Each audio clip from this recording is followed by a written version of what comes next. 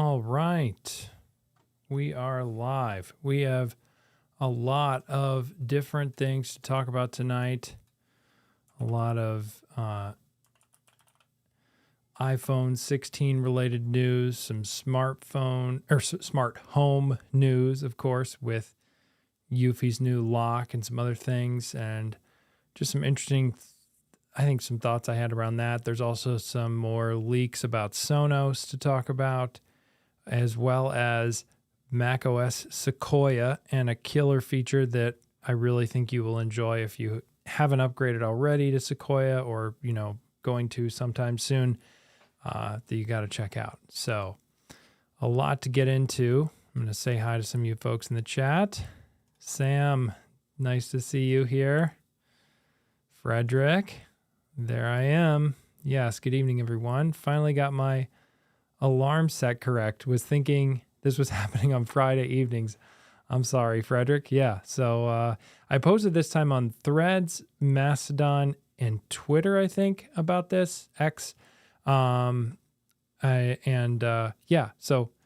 we'll see. I didn't do an Instagram story today. I just did not get around to doing that announcement about the live stream. But we will not have a live stream next week at this time. There will be no live stream next week. Unfortunately, I have a personal conflict. But this is going to be, I think, the normal weekly time from now on. So we'll see. Saul, greetings from Hilton Head. Nice. I'm jealous. That sounds like fun. Lincoln, nice to see you here. Cool Tune, hello from Florida. All right. Oh, big haircut. Thank you, Sam. It's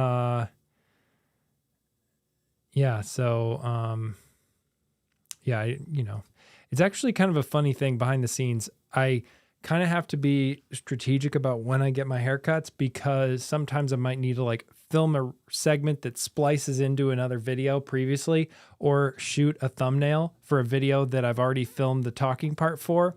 And so the day of my haircut, sometimes in the morning, before I go get my haircut or whatever, that day, I'll have a thumbnail or two to shoot just because I need to get the picture of me with the longer hair. And of course, it's not the end of the world. Most people probably wouldn't notice, but it's just kind of one of those continuity things. You want people to see the thumbnail and then feel like they're getting what they clicked on when they get the video. And so details like that sometimes. But yeah, so gotta strike while my hair is short and then strike while my hair is long and then repeat.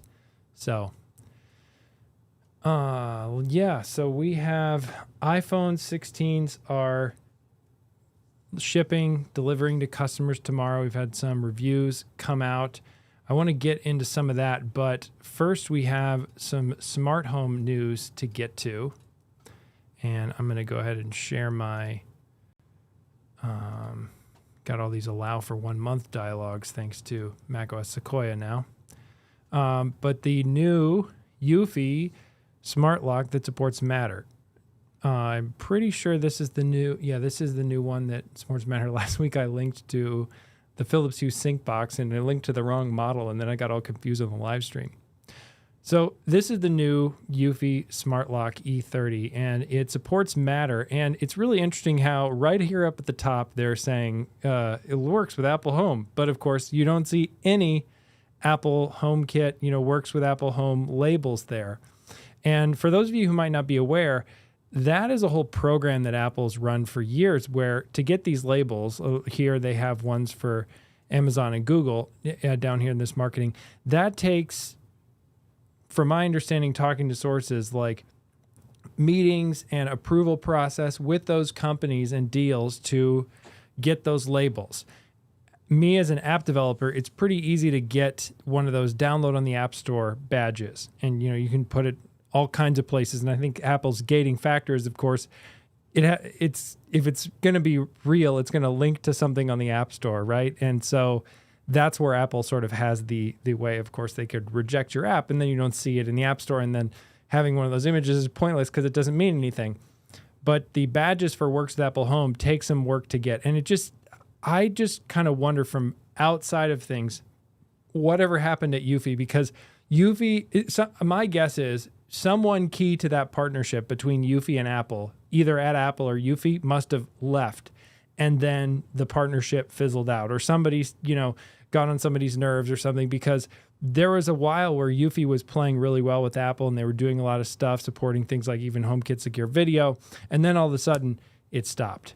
And now, of course, Eufy would like to support Apple Home, but they don't seem to be doing it here. They don't have any home key support. They're doing it all via Matter, but then they're heavily emphasizing the Apple Home compatibility, which they haven't had Apple Home compatibility for a long time with their products. They've continued to sell some of their legacy products that are still compatible, like their cameras. But this one, of course, is compatible with Apple Home via Matter, which is, I think, the right way to go these days compared to Apple Home, aside from the fact that then it means it doesn't support home key. But, of course, a lot can support Matter and HomeKey, but this one just supporting Matter can't also support HomeKey without being officially integrated with Apple Home.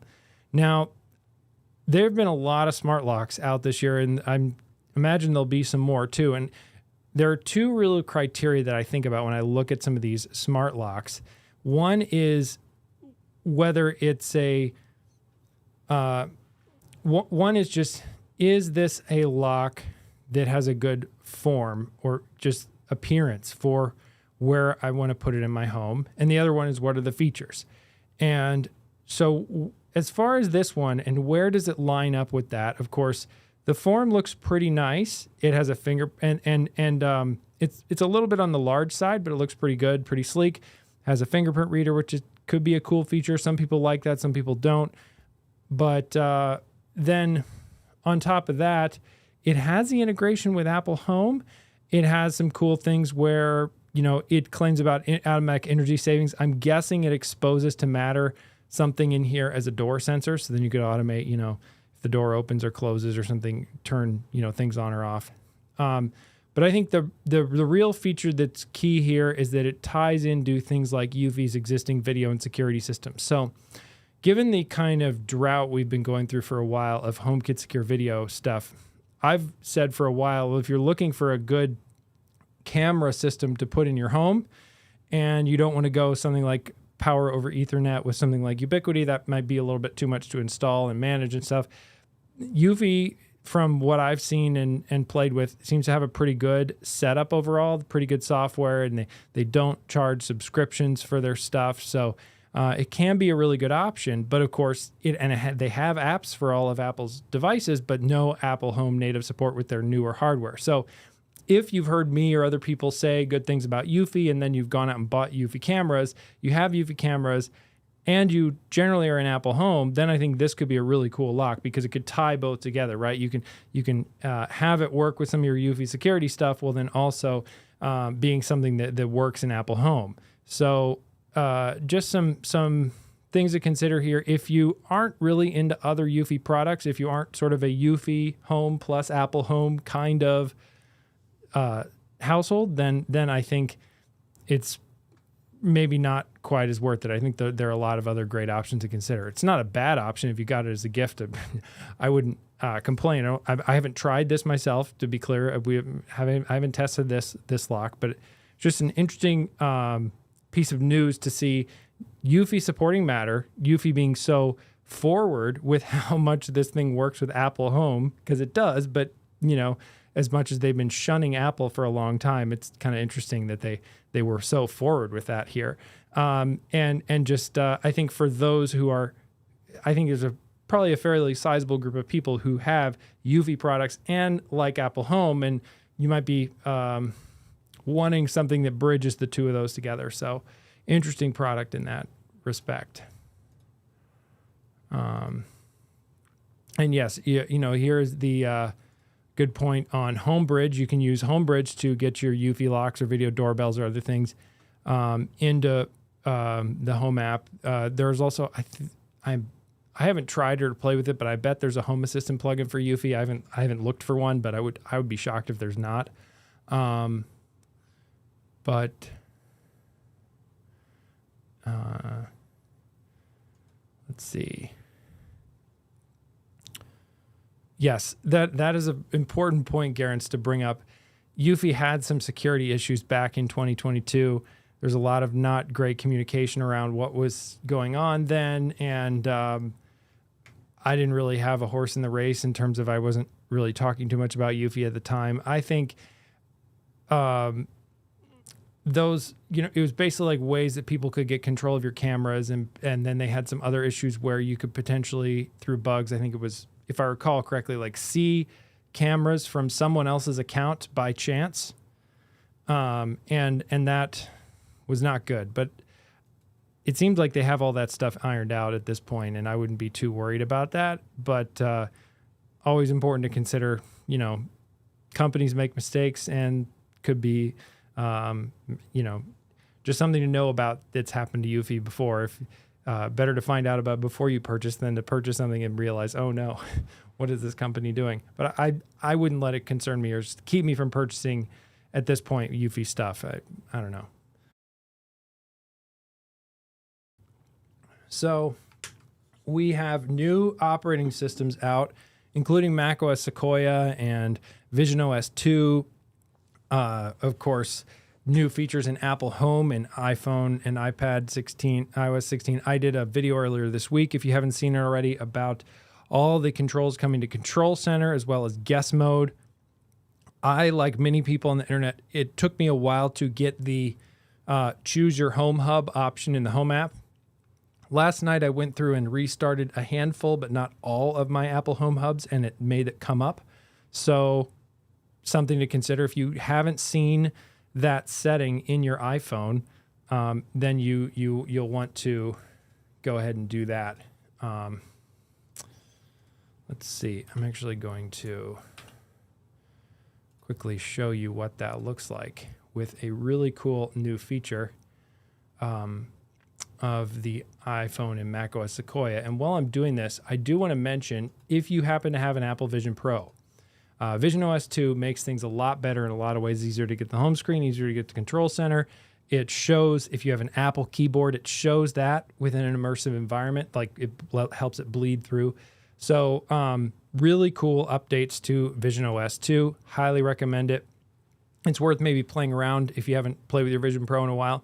Another thing that's worth checking out, especially if you live in the US for Apple Vision Pro, they finally published a 3 or 4 minute film about the Super Bowl from last year on Apple Vision Pro, just like an immersive video. And I think this is Apple's best immersive sports video yet. And it is amazing. I mentioned it on Threads after I saw it last weekend. It really shows how cool immersive sports could be in Apple Vision Pro.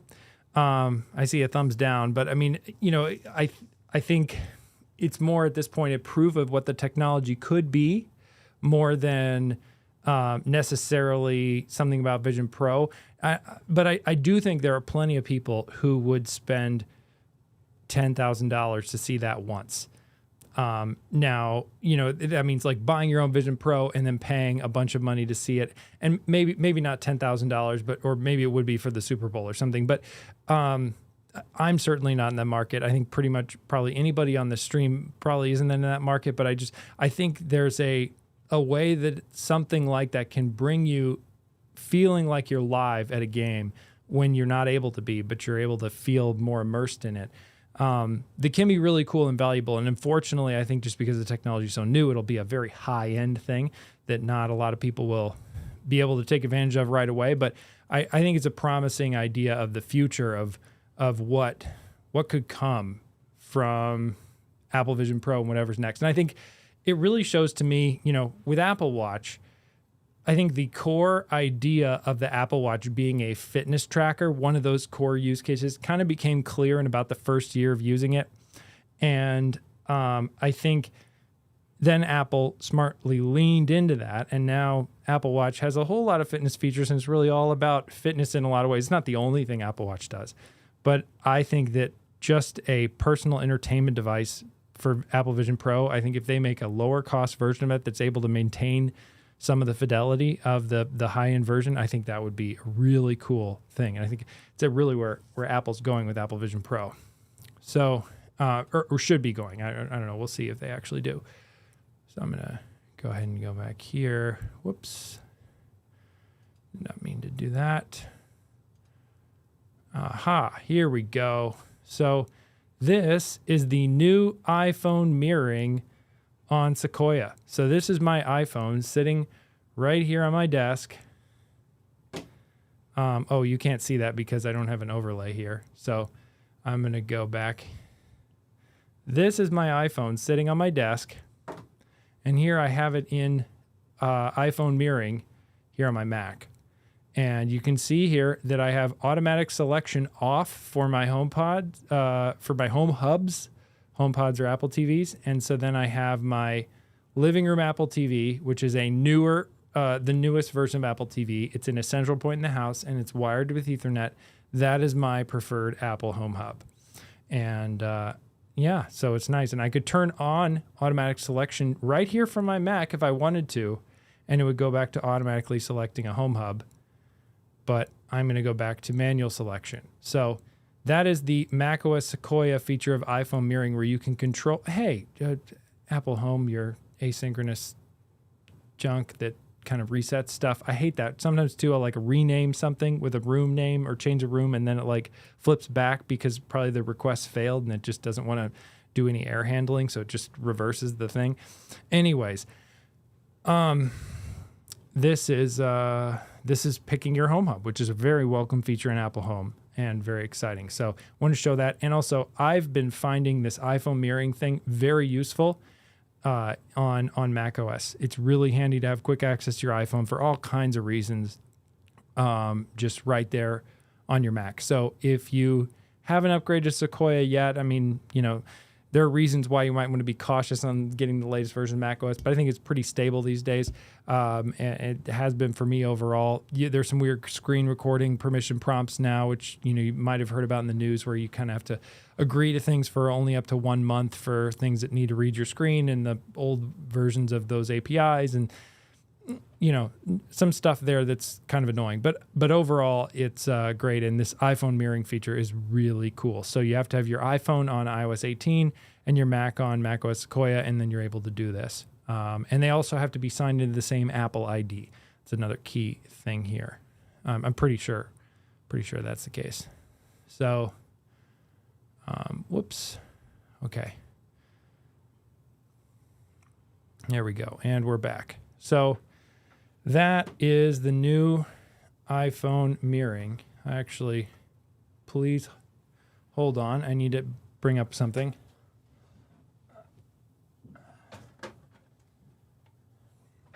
And go back to the chat and see what other stuff you guys have to talk about. And then I have some iPhone accessories I want to get into that I've been playing with.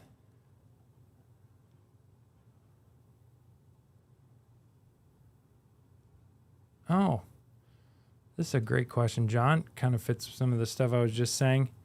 How do you think your experience in app development has helped in your smart home journey? What are some things that the average user would not notice that you do? I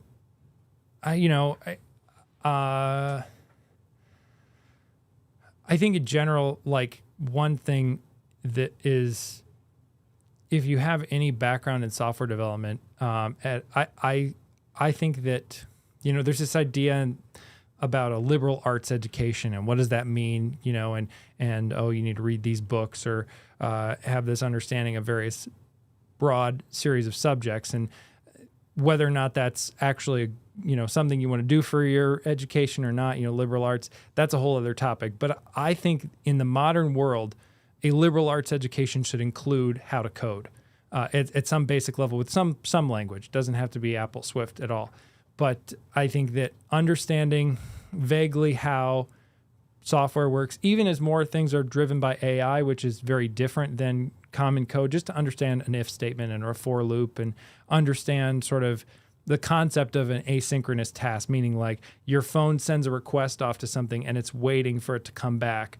And that any computer you have can be doing multiple things at once. Like it can be waiting for that thing to come back from another part of your smart home while it's also doing something else. Where, you're scrolling through the list on your phone and it's loading that. So I think just kind of understanding some of those foundational concepts for anybody working with your smart home is probably good stuff to think about. And maybe some of you guys have a background in software development or played with even things like like JavaScript or stuff. Can think about those things. One side of it, I've played around a fair amount with the HomeKit APIs, and that's helped me understand a little bit of how things are structured under the hood of like scenes are actually action sets. And, they have some peculiar naming, I think, and structure of their home APIs, I think because it was probably conceived of in a world long before the smart home we have now. And I think it's stood up pretty well as far as a API structure goes.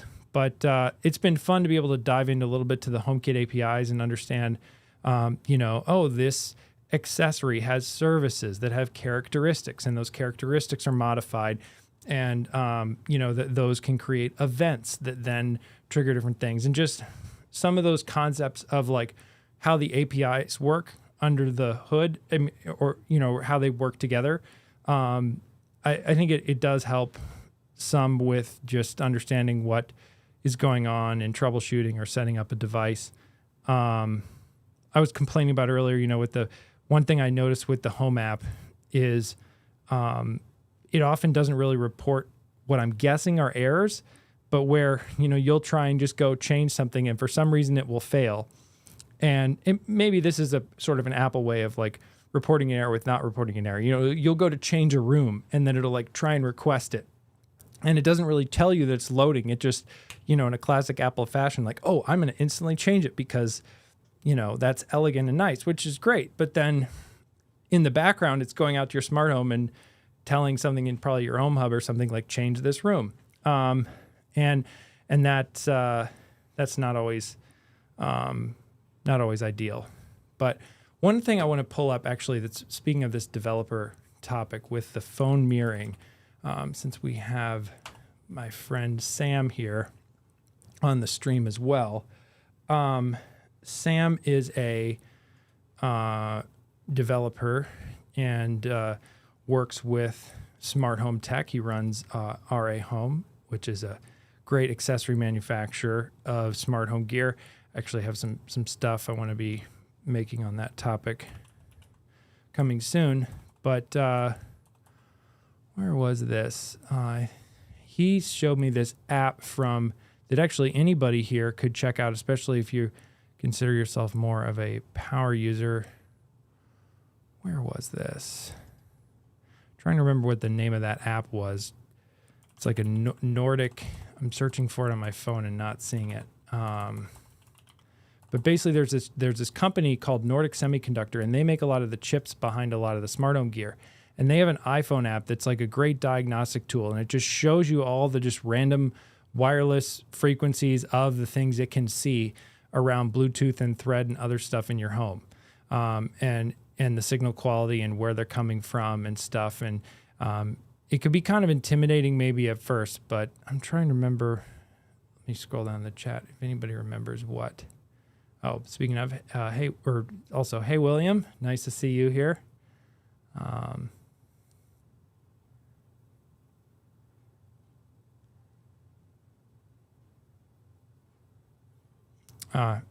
Maybe I'll save this for another time. I need to do some more research. Nordic Semiconductor is a company that I want to cover a little bit on this channel. Maybe talk to someone who works there, just about all kinds of things around smart home chips and what goes into them. Because they make a lot of different semiconductors, and they're what's called a fabless manufacturer in the semiconductor industry. And there's a couple of these. There's Silicon Labs. There's Nordic Semiconductor, where they design chips and then have another company make the chips, which is very common. Like Apple designs their chips in their iPhones and things. But yeah, a lot of the smart home tech you buy is probably powered by those companies. And I'll show this app later on another live stream. I need to remember what it was called. I think I might have. I don't know if I still have it on my phone or not. But so. Oh, yes. I think this is it. Yes. NRF Toolbox. Let me see if that's... Yes. Here it is. So I'm going to show you this really quick, and then we'll I have some other good questions in the chat and other stuff to talk about. So let me quickly go back to mirroring here. The iPhone mirroring is a pretty fast connection, by the way. I'm really impressed with it. Although I'm used to doing the iOS simulator on my Mac, so I keep wanting to scroll by clicking and dragging, which is what you have to do in there. So this is NRF Toolbox. So this is a cool app for just seeing what your iPhone sees around your home. And I got to be careful. I don't think I have anything in here that you can't see right now, like embargoed products. But yeah, you can just see all kinds of different stuff. Here's an Eve product. Please connect that. Oh yeah, you can put the device in DFU status, meaning you'd have to like make it so it can direct connect to it. It can see obviously your Apple TVs, so and your other Apple devices. This I think is what would that be? Trying to remember what that would be in my kitchen. Would that be my GE lights? And it shows you like signal quality. You get, this decibels reading. So again, more technical stuff than I usually deal with in the smart home review space. Because with software development, I'm working in like front end UI, apps and stuff, not as much apps that talk directly to hardware, although I've done a little bit of that in past jobs. But yeah, here's my Vision Pro. So yeah, anyways, it's kind of a fun app to play around with. It's free in the App Store, and you can see all kinds of graphs around signals and stuff, especially those of you who might be more power user engineering minded. Could probably dig into it and find some stuff. Sam actually had me do something a while ago where we actually put one of his devices that I had in DFU mode, and then did a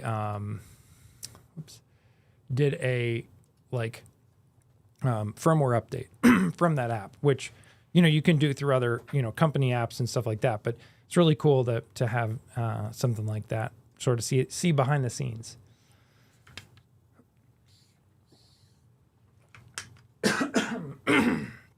Excuse me. So I got some questions here in the chat I want to get to, and then some iPhone accessories I keep teasing that I want to talk about too. Do you know if you can use your Apple TV as a home hub to use Siri to control my Ecobee? Yeah, totally. So if your Ecobee is compatible with Apple Home, which I think all of them are, Ecobee. Also, you might be asking about, now, some of the newer Ecobee thermostats have Siri built in. They're like, I think, the only third-party device that has third-party Siri support. And that requires a home pod, I think. I don't think that actually works if you don't have a home pod. But that's kind of a random case. But yeah, totally. Just use your Apple TV, and you can use the voice control on the remote. Is a pretty fast way. I find that's nice too. If you turn on your Apple TV, you want like a movie time scene to turn on or something that you've already set up, you can just tell it to do that, and then it can adjust things accordingly. Maybe your thermostat's involved with that. Maybe it's just lights or other stuff. But controlling from that little side button on your Apple TV remote, actually I have one here, the side button on your Apple TV remote, just mash down on that as you have that open. You can give all the commands to Siri you want. And you do need to... it kind of prods you for this in the Apple TV setup, but you do need to make sure in the settings of your Apple TV that is assigned to a particular room in your smart home, and you have that sort of, I think it's AirPlay and HomeKit turned on, and then it will become a hub. It can also be a handy feature if you have a problematic Apple TV, maybe an older Apple TV, especially before we could set our hubs manually with the new stuff. You can turn off that functionality so it just serves as an Apple TV and shouldn't be then acting as a home hub. So something to keep in mind there too is you can reverse out of that if you want to.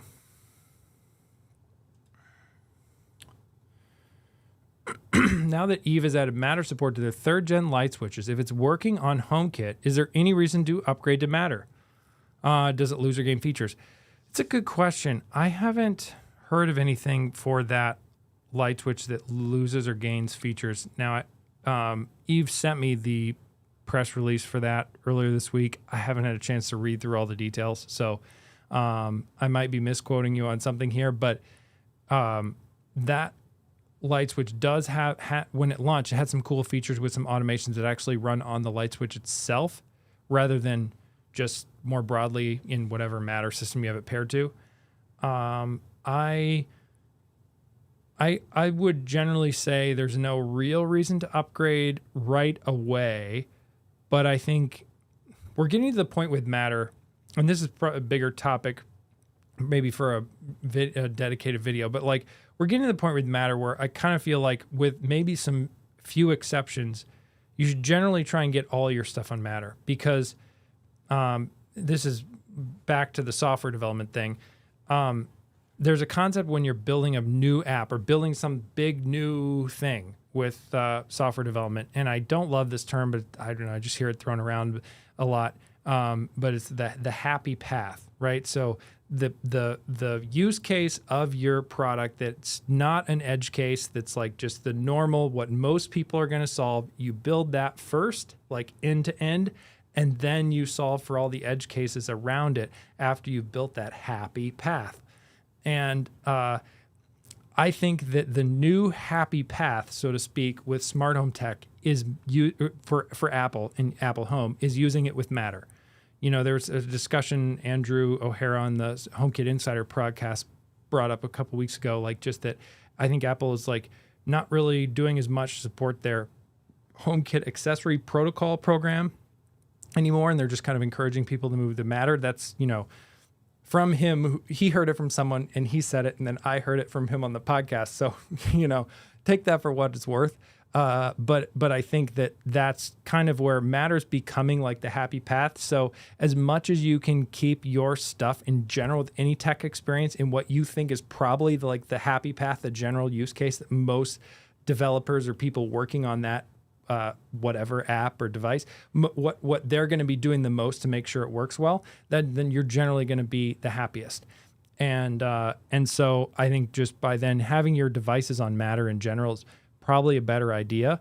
So I would say eventually when you get around to it, upgrade your Eve switches to Matter. The other reason to do it specifically for light switches in the wall is just because then if you ever decide to move, then you already have your switches converted to Matter. And that's just nice for whoever moves in, then they'd have an easier time setting those switches up. Maybe maybe the person who buys your house in the future has Android phones and they use Google Home. And then, you know, that would just make the whole Eve process setup easier. I mean, Eve has an app for Android and stuff, so they wouldn't be completely, I think they'd still be able to get it working, but you get what I'm saying. Like, you'll suddenly probably realize someday, oh, we need to move houses for whatever reason.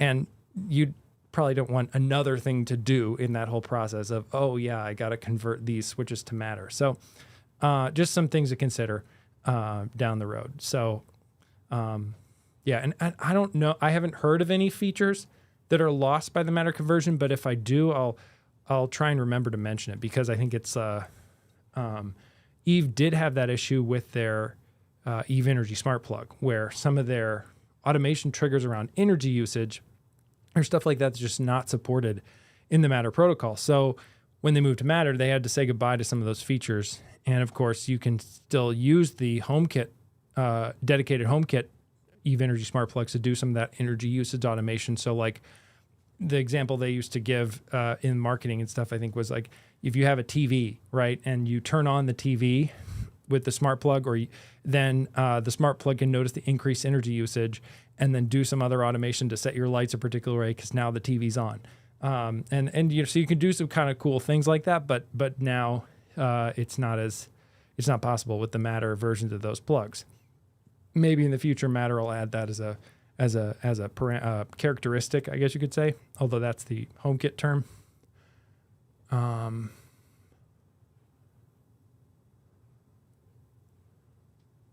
Oh yeah, so good question, Eric. I just was mentioning this earlier in the live stream. You need to restart a bunch of your home hubs once they've been updated to iOS 18. So if you go into the home settings, you can make sure all your Apple TV, your home pods, whatever else whatever of those that you have, those are updated to iOS 18 and tvOS 18. And then from there, then you need to restart them just by unplugging and plugging them back in. I just had to do it to a handful of my hubs before I saw it. And then it started to appear on my phone with iOS 18. So maybe they'll probably, I would imagine for people who don't restart their HomePods and Apple TVs, that feature will just come eventually. But if you want to make sure it comes soon, that could be how to get it to work. And that seems to work for a lot of people. It worked for me. So it is a real feature. It's not just in beta, and it is here. But it just doesn't show up right away, unfortunately.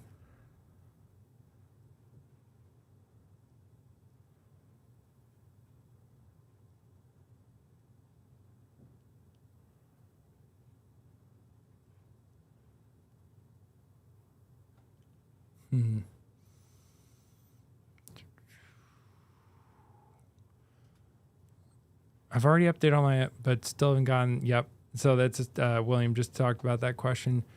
All right. So we got new iPhones coming out tomorrow. Whether you're interested in those or not, I think there's some interesting things going on around that and some stuff I'm playing with that I want to talk about. So we're going to see how this works.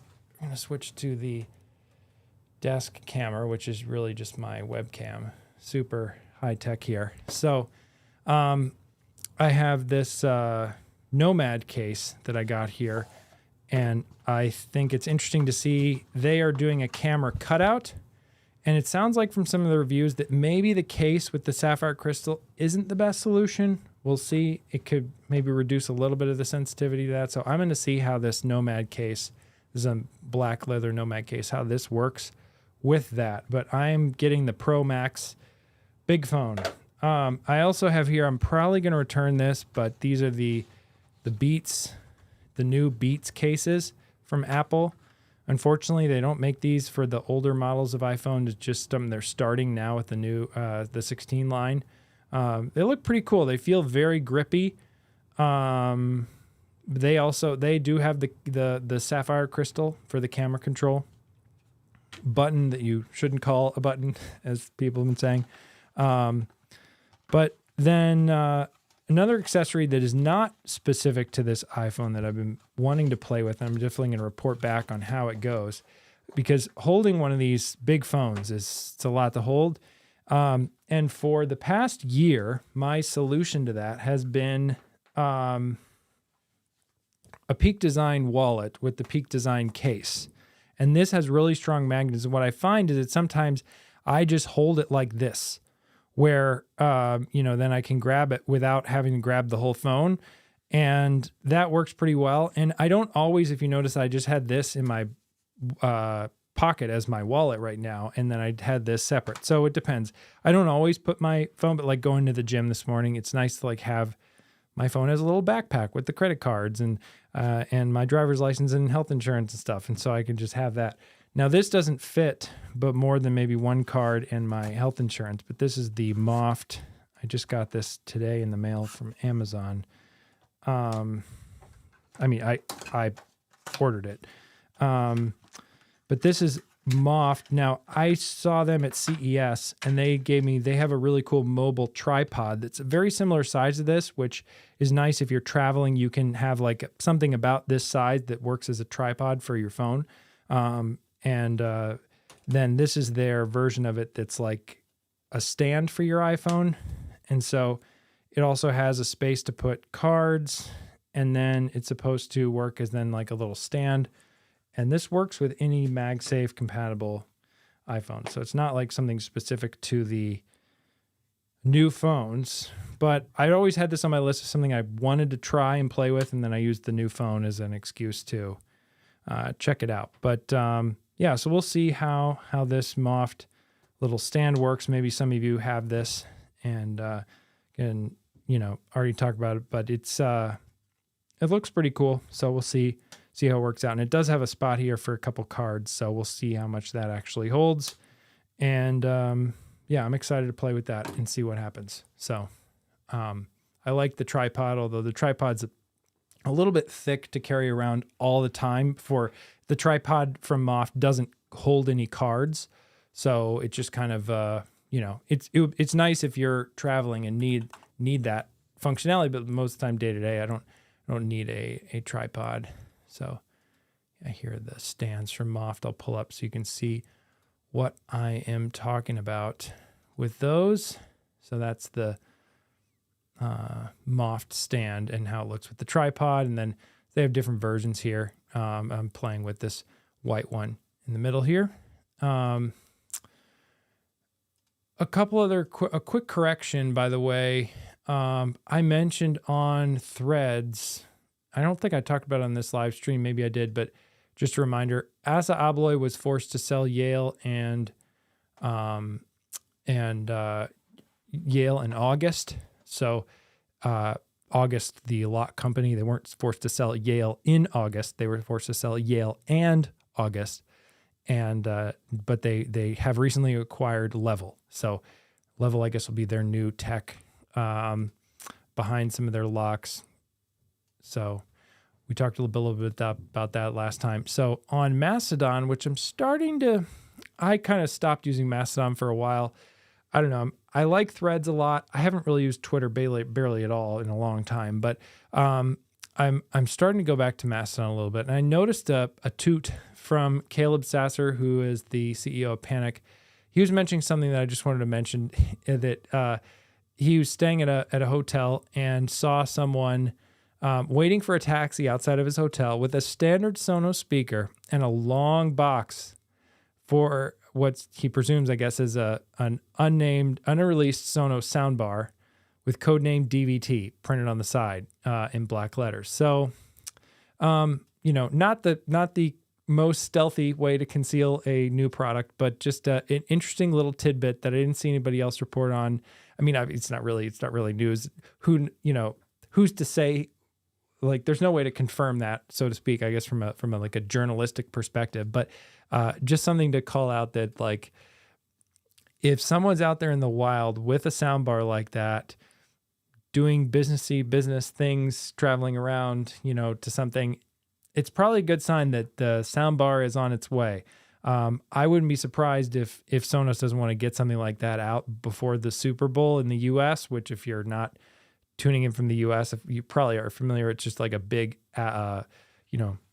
football, sports ball event here in February every year. And that's usually a time when a lot of people buy new TVs or stuff in advance of that. So I don't know. We'll see. I mean, Sonos has had a lot of issues with their software and stuff they obviously need to address. I think overall, like, quick on that, like, the Sonos app is working better and better for me over time. Obviously, like, they made some mistakes. They removed some features they should have kept during this whole migration to the new app. But taking an old app and making it new is never easy. They could have made different, I'm sure we could all look at their current app and second guess, like, oh, you should have done that. You should have not done this, whatever. It's, but at the end of the day, I think they're trying, and they clearly know they need to work hard to address it. And it's one of those kind of one-way technical streets where they made enough changes with the new app they can't roll back, as the CEO confirmed, which makes sense. Especially, talking to some of the different speakers you might have in your home and making all that work smoothly. So I still find Sonos to be a system that performs well overall. You can use it with Apple Home, with AirPlay and stuff. So, I think if you use HomePods for your music speakers, don't feel like you need to switch. But if you use Sonos, I mean, I think that's a great setup too. It just depends on what you're looking for. I think the key advantages to Sonos are that you have different types of speakers to fit more types of scenarios. You have way less options of speakers with the Apple system, with just the full-size HomePod and the HomePod Mini. That said, I don't think Sonos doesn't really have a lot of as good of options at that $99 price point that Apple has with the HomePod Mini. Although I wouldn't be surprised if we see a HomePod Mini update maybe in the next month or two, or let's say the next 6 months. I have no inside information on that. It's just speculation. But but I wouldn't be surprised if and when Apple updates the HomePod Mini, if it doesn't become $130 instead of $99, because I think $99 is very aggressive price for Apple for a speaker like that. We'll see. But just things to keep in mind between Apple and Sonos, but I digress. Some questions. And I think we covered all of the different things I had on my list to talk about. Oh, my watch is actually upstairs charging. I forgot to bring it down before I started the stream.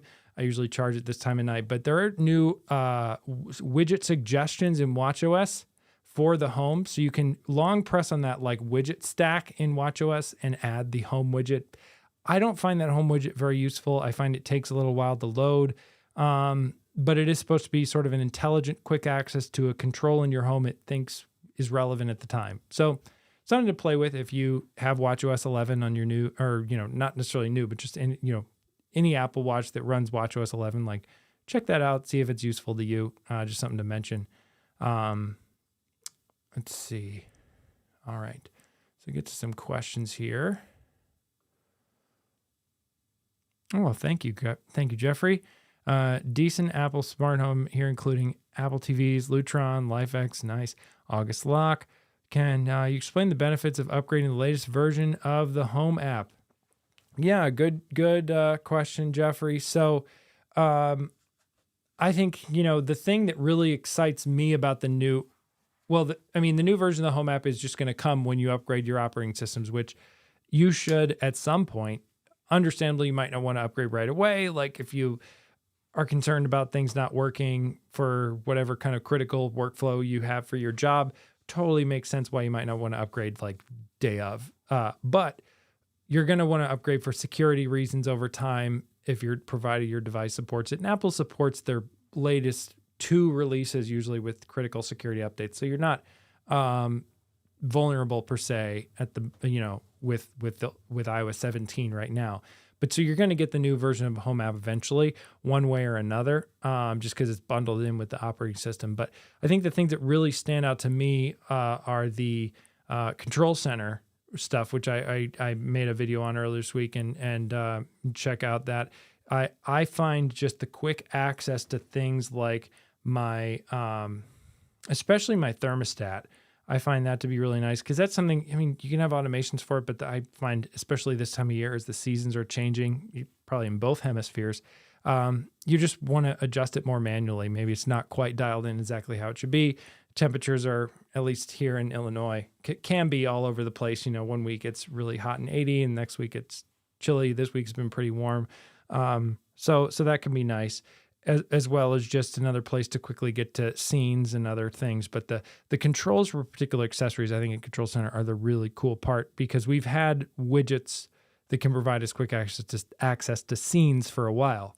Although Control Center means they're not taking up space on your home screen, which is nice too. Then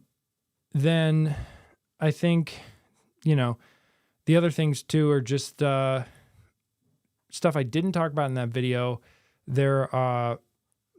There's some nice quality of life improvements to Apple TV. If you like having a clock on your Apple TV, you can kind of leave it on now with some photo screensavers and a clock with this new sort of lock screen view. It looks a lot like the lock screens they've been doing on other platforms. I think it's nice Apple's adding that. I'm a huge fan of their aerial screensavers, so I'll probably just keep using those. But they do have that option if you like showing your family photos. And it does seem interesting that maybe that's sort of along the lines of where Apple's going with a smart home display.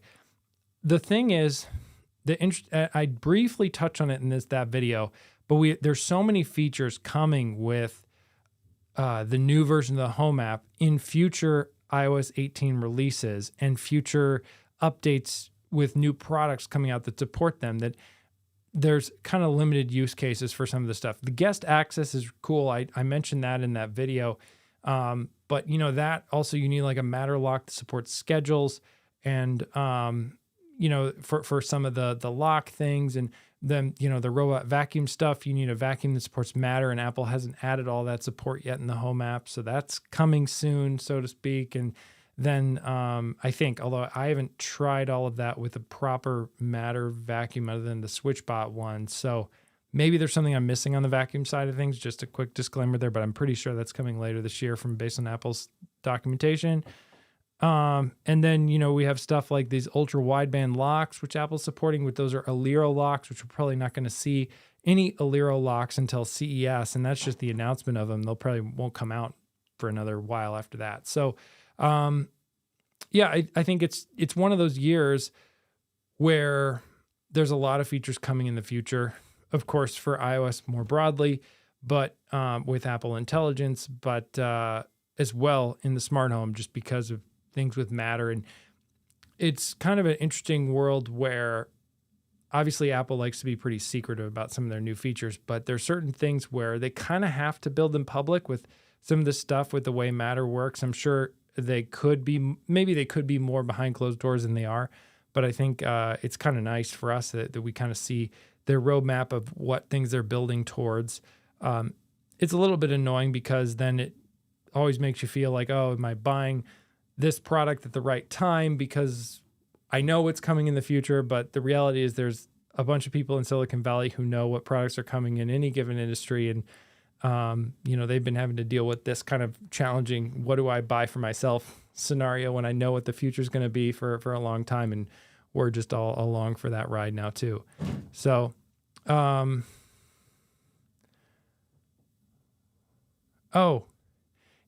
just quickly, I mentioned something on Threads about how, and I think maybe on this live stream too, about how Level was joining August and Yale as part of Assa Abloy, which is a big conglomerate lock company, and that they would then all be part of Assa Abloy's tech division. And there's just a detail that earlier on, Assa Abloy was forced to sell off Yale in August because of antitrust concerns. So they no longer work under the same umbrella. So Level is their new tech company there. I don't think it's really like a big deal too much for you as a consumer. I just got that fact wrong and clearly wrong. And so I just wanted to mention it here just in case people were curious. So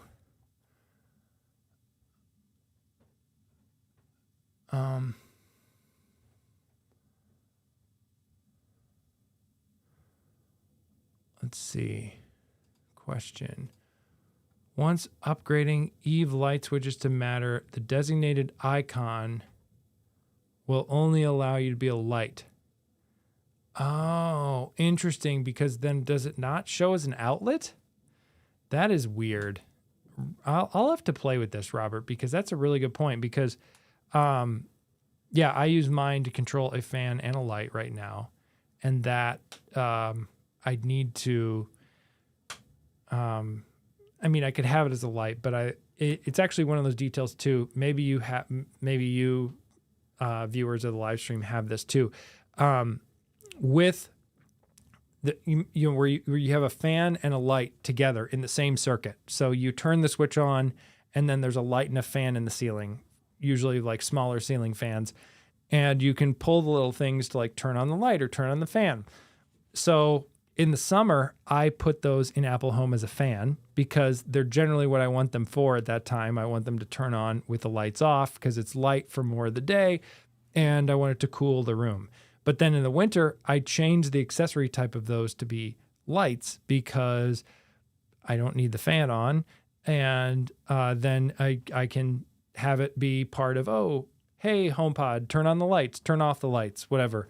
Turn off the upstairs lights, then all of them turn off. And so having those automations in the winter is a little more helpful. So just something to consider with that as you're choosing your accessory types of outlets. But that is a good point to call out, Robert. I'll have to look into that because that's a bummer if that had to be how it works.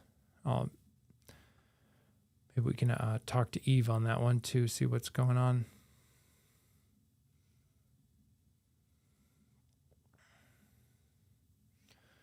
Okay, yeah. Sorry, I'm very tired tonight, so I'm a little slow reading through all these questions. Your Innovelli. Whoops. Sorry, your Innovelli light switches only shows a light. Okay, yeah.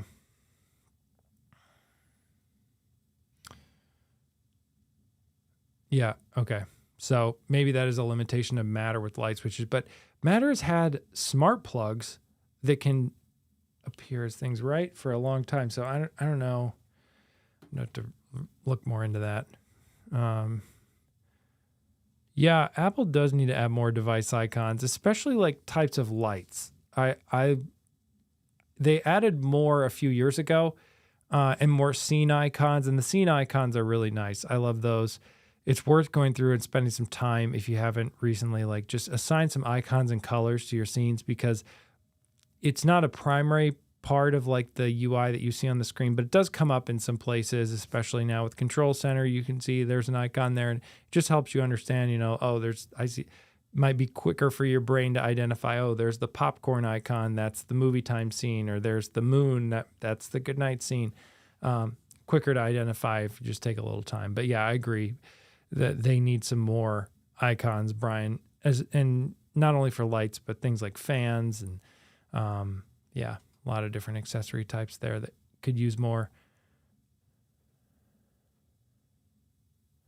Oh, that's good, Carl. Yeah. To hear that your devices are responding more quickly in iOS 18. I have heard through the grapevine that, well, you don't see a lot of things where Apple's adding a ton of new features to Apple Home aside from the Matter support. Like we're not getting 4K in HomeKit Secure Video. We're not getting ability to trigger record modes in HomeKit Secure Video via an automation. We're not, we're not getting parental controls for Apple Home.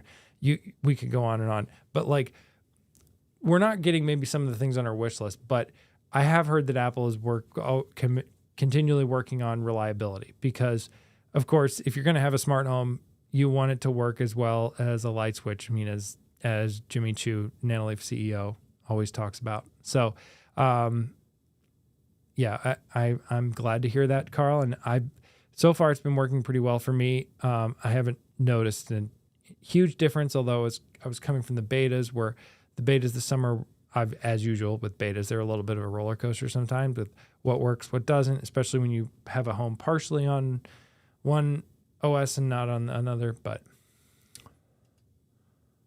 yes, I have one of these, Jeffrey, as well. The Hunter smart home fan breaks out the light in the fan.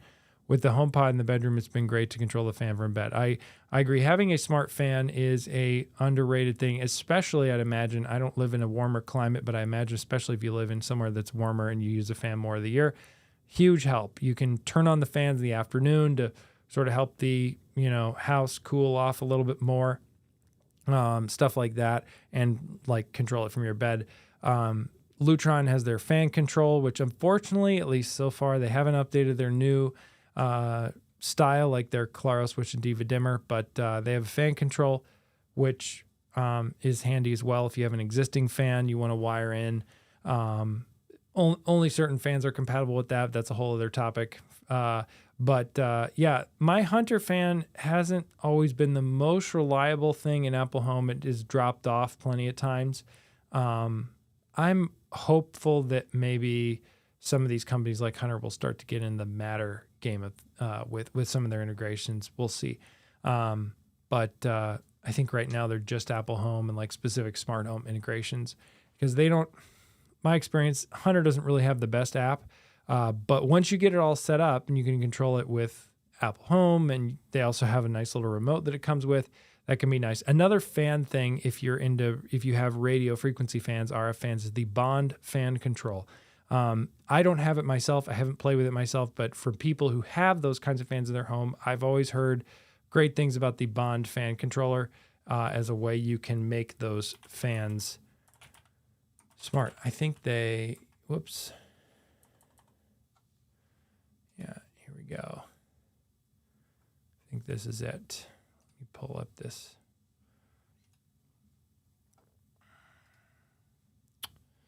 All right, so that's that. Oh yeah, you can see. Okay, cool. So I think that works with Apple Home, right? Yeah.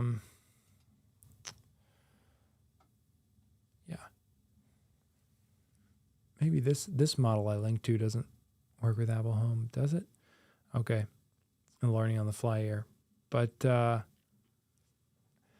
yeah, I do know people use it with Apple Home. Maybe I'm the Bond Bridge Pro. It looks like maybe you need for Apple Home. Okay, it's pretty boring to watch me research here.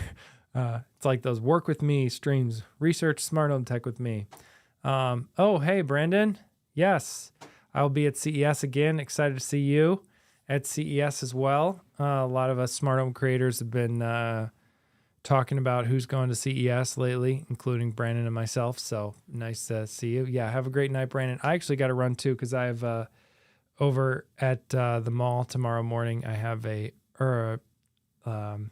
appointment to get my new iPhone at the Apple Store. So that'll be fun, and I'll won't have a live stream next week, but lots of videos and stuff coming on the channel soon enough. And yeah, have a good night. Thanks for tuning in, everybody. And I'll see you in 2 weeks at this same time, same place. And also with videos in between too. Bye.